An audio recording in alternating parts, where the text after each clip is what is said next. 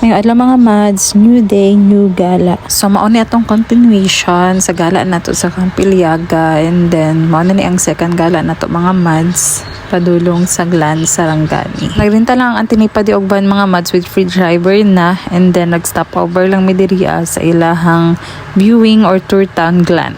Pila lang ka oras mga mads kinaabot na mi diri sa resort, and then mao ni ang view perting ninduta, many aesthetic kaayo, and then mao ni among kubo nga girentahan. Dili mi overnight diri mga mads, man isa ka kubo lang amo ang girentahan. Pila lang ka minuto pag abot na mo mga mads kay nangaligo na pud ang mga bata, ka excited jud kaayo ni sila. So kung makasuroy mo diri sa Sarangani mga mads, visit Horizon Beach Resort. Grabe kanindot og kalimpyo ang ilahang beach. And then white sand na pud siya mga mads. So mao ni dili kayo init ang panahon, so nindot kayo ilaag ana nga time.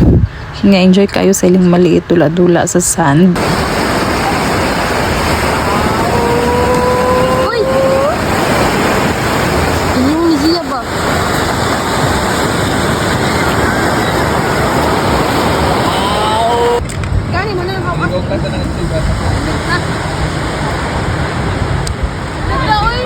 Ha? Gani. Tara. Tulog ka! Alisan na play. Lagom na kay kao.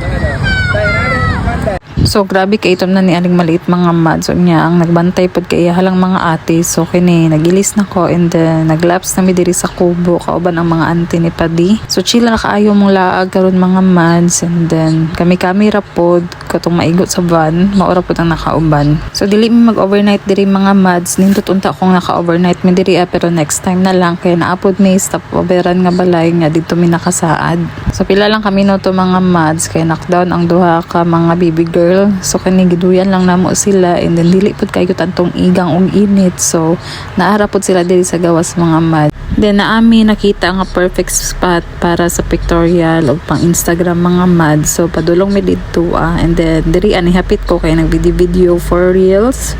Charot. Lagiris yan. Char. Pero bitaw mga mads, oy, lingaw-lingaw ra pud niya ako ang pag-video kay sa tagsa lang, and then ate memories nga makita po hon, labi nag dali ra kay mapuno atong memories sa cellphone. So i-delete jud nato ang mga videos o picture. Then nagtapok-tapok namin diri mga mads kay maniud to na. Sayo jud kaayo mi naabot diri mga mads kay nangadlawon jud mi og biyahe kay para masulit jud namo ang 2 days and 1 night diri sa Sarangani Glan. Then nag-apas tong tagiya sa balay nga amo ang tulugan mga mads, so nag-additional mo isa ka cottage, and then dito apod sila nagtapok manang nakita ninyo nga daghan na kaimi sa videos. So pagka magkaon mga mads kay nagmuni-muni, naglingkod-lingkod, nag-chika-cheka rami diri ang side, and then naglatag pud mi diri og gigdaanan mga mads kay para makita na mo ang view.